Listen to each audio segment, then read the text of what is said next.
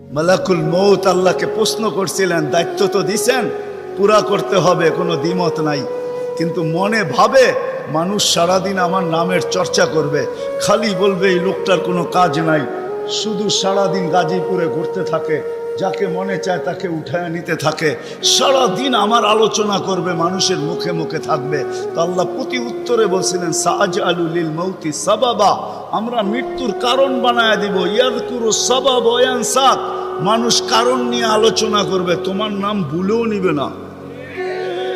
এখন নাম নিতেছে ডেঙ্গু, কয়েকদিন আগে নাম নিছে করোনা, কখনো নাম নেয় স্ট্রোক করছে, কখনো নাম নেয় এটা সেটা, ঠিক না?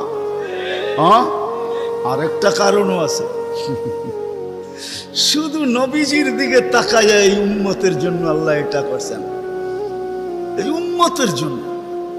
এই উম্মতকে আল্লাহ আখেরাতে শাস্তি দিতে চান না। হায় হায়, উম্মত যদি নবী চিনত। আয়সা পড়ছি অবেলা, তো হাতে সময়ও নাই, আর হইল ওয়াজ মাহফিল, অন্য কিছু হইলে হয়তো ওইদিকে চলে যেতাম। নবীজি শুনানের সময় আমার কাছে এখন নাই। যে উম্মত নবী চিনে না, নবীর কারণেই আমরা পাইছি। এই উম্মতকে শাস্তি আল্লাহ আখেরাতে ইনশাআল্লাহ দিবে না। হ্যাঁ হ্যাঁ, দেয় তো দেয় কি কইরা, যার উপরে তিনবার কুদরতি হাত লাগছে। কয়বার? সৃষ্টি লগ্নে একবার, বাছাই পর্বে একবার। আমরা বাছাইকৃত উম্মত।